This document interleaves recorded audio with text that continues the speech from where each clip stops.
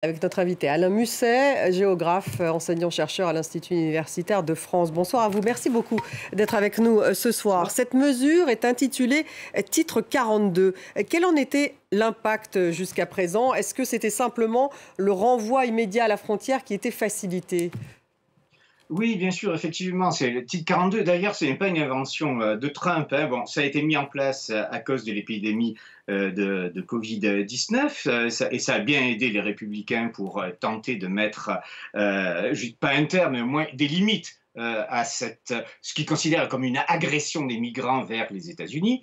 Mais ce qui est important, c'est que c'est quelque chose qui est ancien. Ça date de la fin du 19e siècle à cause du choléra. Les États-Unis ont inventé ça pour effectivement faciliter le renvoi direct à la frontière des personnes qui sont susceptibles d'apporter des maladies aux États-Unis. Et là, c'était une occasion rêvée, une pandémie mondiale.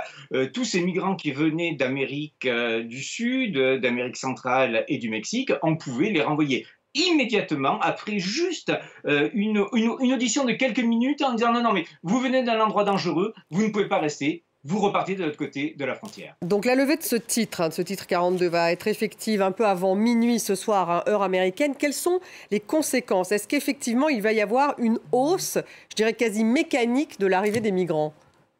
Alors, c'est ce que craignent de nombreux Nord-Américains, mais on peut se demander s'il s'agit juste de gesticulation, de craintes réelles ou de manière de préparer le terrain pour avoir de nouvelles mesures qui seront peut-être encore plus contraignantes, mais que les démocrates veulent dissimuler parce que dans l'affaire, finalement, le titre 42 les arrangeait pas mal parce qu'ils pouvaient dire c'est pas notre faute, nous sommes les gentils, ce sont les républicains les méchants, mais là, il va falloir évidemment prendre les responsabilités.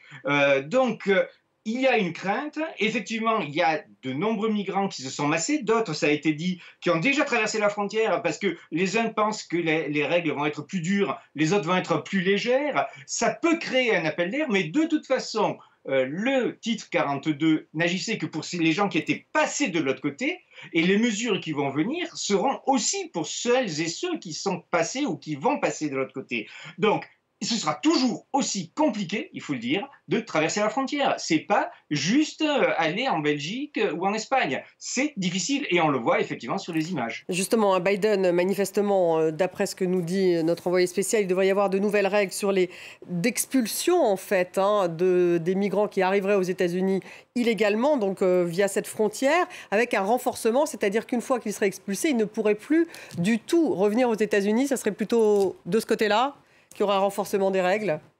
Oui, en fait, mais c'est parce que le titre 42 s'est ajouté à un titre antérieur qui était le titre 8, je ne vais pas revenir sur les détails juridiques, mais qui, sur certains points, était encore plus contraignant parce que il pouvait y avoir des mesures de rétorsion, des pénalités, des menaces sur l'avenir, et on va sans aucun doute revenir à cette situation-là.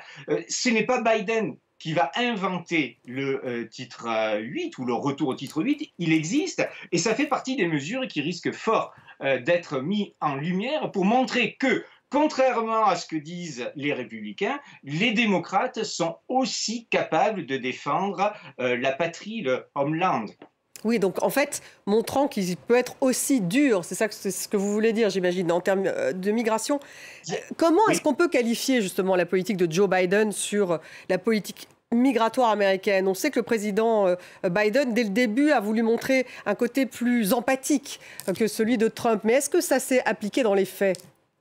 Alors oui, il y a eu tout un discours. Le discours, c'était c'est affreux ce qu'a fait Trump, c'est horrible. On va revenir à des manières traditionnelles de réception des gens qui sont en danger. Il y a eu des images terribles, ces enfants séparés de leur mère, quasiment enfermés dans des cages. Ça a frappé même les républicains, qui sont très réactionnaires, mais qui ont une devise à la limite qui pourrait être très pétainiste, c'est travail, famille, patrie. Hein, on défend la patrie, mais la famille, c'est sacré. Et ces séparations d'enfants, ça a été très, très mal reçu et très, très mal perçu. il y a eu des tentatives, légalisation par exemple de 11 millions de clandestins, protection des enfants qui étaient arrivés de manière clandestine aux États-Unis, les Dreamers, hein, comme on disait, des permis de résidence pour les travailleurs agricoles ou non agricoles, mais il faut le dire, durant toute la première partie du mandat de Biden, le Sénat a empêché ces mesures d'être président. Donc, il y a eu beaucoup de discours, mais dans les faits, la politique de Biden a été très, très réduite. Et ça, c'est quelque chose qu'on lui a beaucoup reproché. Est-ce que cette question migratoire va être un peu au centre de la campagne, à votre avis? Campagne ouverte? Oui, alors il est incontestable que c'est de l'eau pour le moulin de Trump, qui avait fait déjà sa campagne, sa première campagne en grande partie là-dessus, vous savez, avec les Mexicains qui volent, qui violent, qui tuent, etc. etc. Oui, là c'est une occasion rêvée pour les républicains de reprendre cette os à ronger, en sachant que le fameux mur que Trump voulait réaliser, et qui existe déjà en partie, on le voit encore sur les images, mais ce mur-là existait avant, et le mur de Trump, qui voulait d'ailleurs faire payer par les Mexicains, on ne l'a pas vu. Donc là aussi, des mots dans la dureté, mais une politique qui ne se met pas en œuvre. Voilà, il y a un contexte électoral propice, bien sûr, pour mettre ce sujet sur la table. Merci beaucoup, Alain Musset, géographe, enseignant-chercheur à l'Institut universitaire de France.